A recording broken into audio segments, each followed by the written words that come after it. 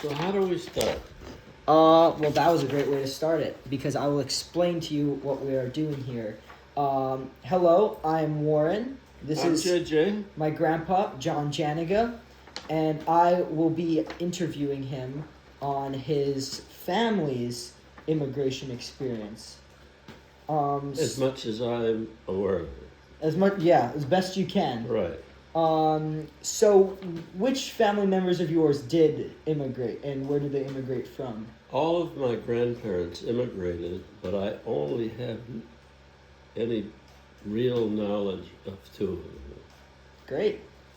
So my grandmother and grandfather that came from Poland around what time period? at the end of the 18th century. Okay. Or 1890 something. 19th century, not 18th century. What was the reason for their move? They were unhappy with their homeland.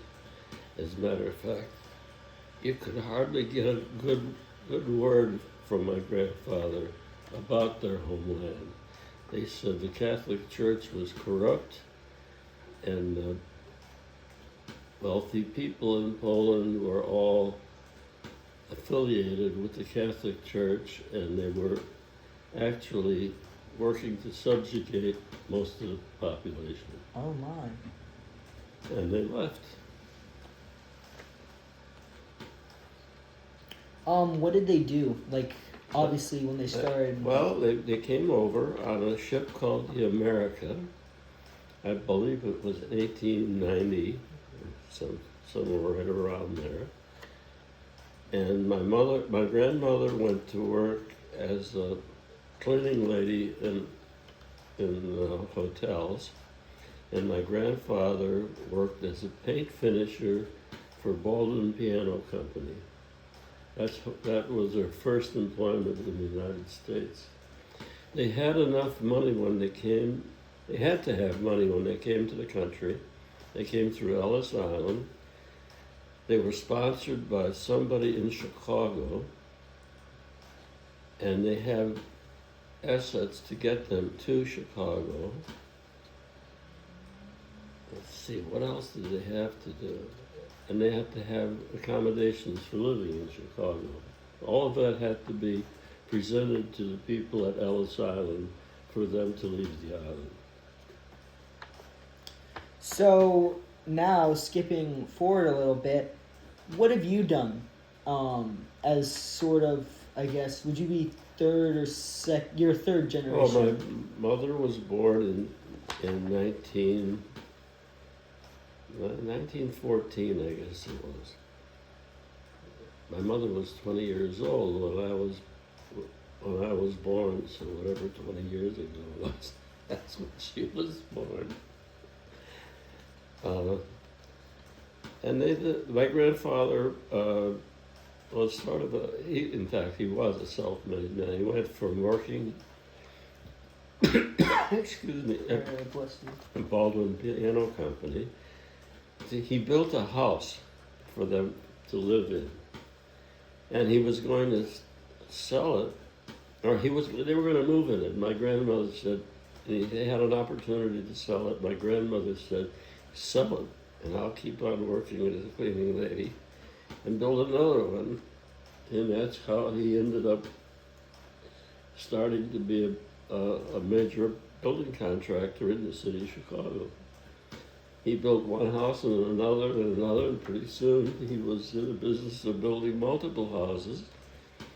And during the Second World War, he took two government contracts, one converting boxcars into ammunition cars by reinforcing the floors to carry the heavy loads of ammunition and heavy equipment on train cars. And the next one was, he was a subcontractor for the barracks and stuff at Great Lakes Naval Training Station in Glenview, Illinois. And at the end of the war, he stopped working. And I was lucky enough to have a non-working grandfather. So I did a lot with him. And he let me just hang around with them. Now I know, but they might not know. But you went into architecture. Were you inspired by his work with like homes and stuff? Yes, I met some of the architects he worked for. In fact, one of them was an architect that hired me, the first architect that hired me when I got out of the University of Illinois. His name was Clarence Lampy. He had a small office and did mainly residential work. And he put me to work. And when I was working at one of his jobs, I met the chief architect for Perkins and Will Architects. And we got to talking, and he offered me a job. And I told Clarence about it, and he said, go do it. So that's how I got into commercial architect. I was introduced to commercial architecture through Perkins and Will, and it was graciously because of my nice employer. That's nice. Yes, it is nice.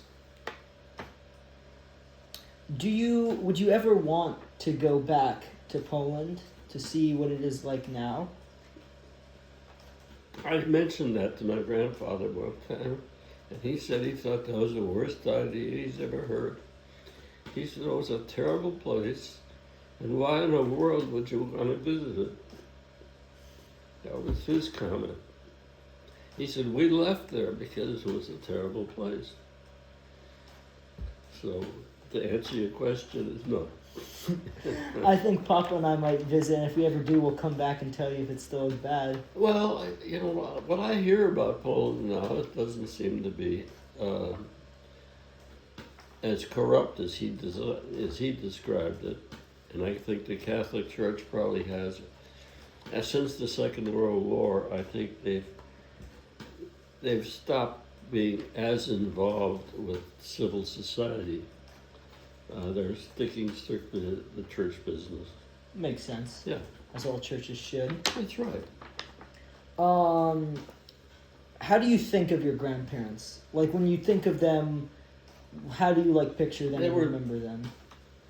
An extension of our family, because we always, until I left home, well, no, not exactly, because we finally did move into our home. But my entire young life was lived in conjunction with my grandparents, because my grandfather would build a two-flat house, a two-story house, and we'd always end up on the second floor, and always in a new house. We lived in multiple new houses.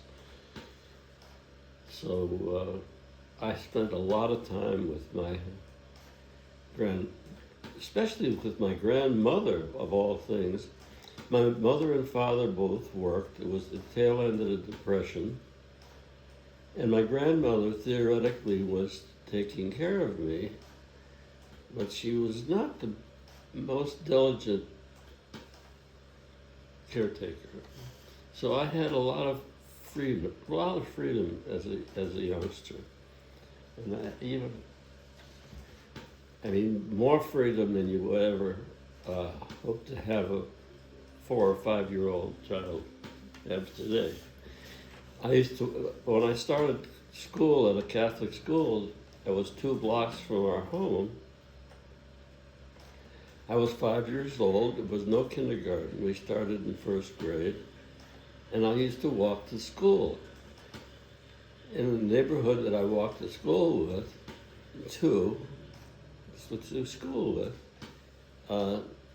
I guess if today my parents would have been arrested.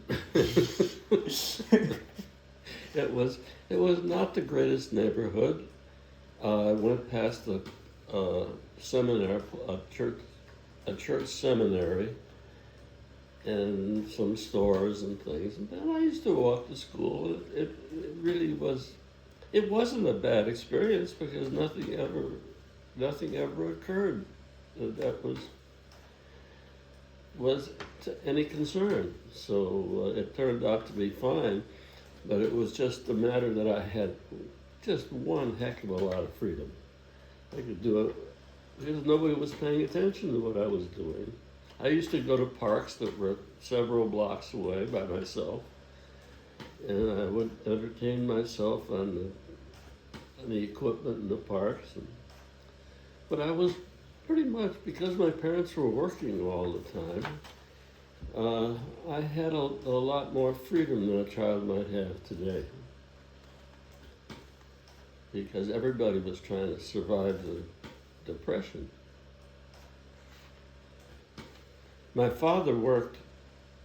One of the things I remember, my father took me to work at one time, and because my father had beautiful handwriting and writing skills, he was hired as a person that writes the race results of horse races at a bookie place at the LaSalle Hotel in Chicago.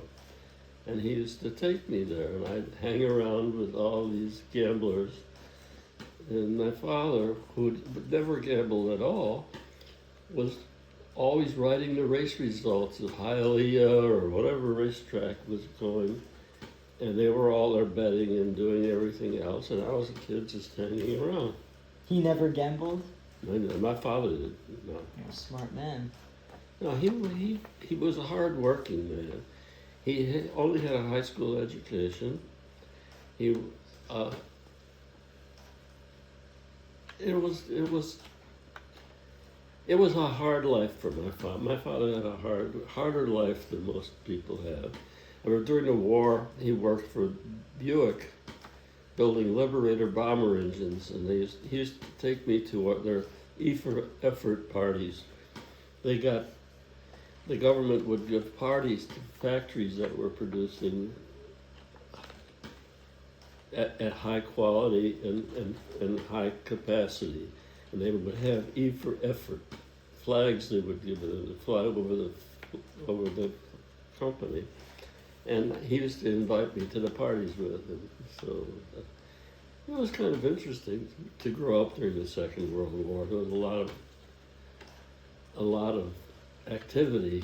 You know, my grandfather building barracks and converting railroad cars, and they'd bring home stuff like nails that were that big that they used to nail down the new floors in the train. It was an interesting way to grow up for a little kid. So. Then it was. Yeah. So I don't really have any experiences like that. Anyhow, you didn't even think of it as an experience. You just thought of this is the way life goes. You know, people work and you all hang around together. And nothing bad occurred to us because of the war. We ate. Everything was rationed. So, but my grandparents had special coupons for gasoline, for instance, because they were vital war workers. So we always had plenty of everything we needed, all the food we needed, all the fuel we needed. So the war was not. It didn't affect us as much as it did other people because of the war work that my grandparents were doing. I was very lucky. Yeah, we were lucky. And you have to know, I didn't appreciate any of it because I didn't know better. I thought this is the way it is. Well, like for me, I don't even think about that. I don't even think about just living in my nice house with my loving family. I don't even think about someone that there was like a war having going like on. ration my food. Yeah, and there was a war going on in the Pacific and in Europe, but we were. The closest we came to war, I was on a bus one day and they had a simulated bombing raid of Chicago. And the bus stopped and a streamer came out of the sky, landed on the bus and us. And on the streamer it said, 500-pound bomb. So I guess we were hit by a 500-pound streamer. That's a little morbid. It's a little morbid, but it was amusing because here we were. It was a nice sunny day, and we were hit by a 500-pound bomb theoretically. But in Europe, people were getting real ones. So, but it wasn't as serious to us at home because the wars were far away. They were in the South Pacific and they were in Europe. So at home, it was life goes on.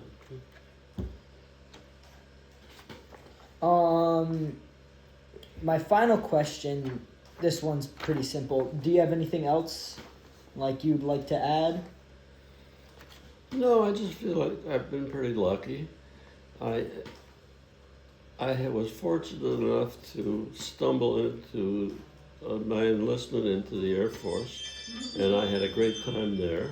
I spent 4 years of active duty and 12 years in the reserve, and that entitled me to have the GI Bill.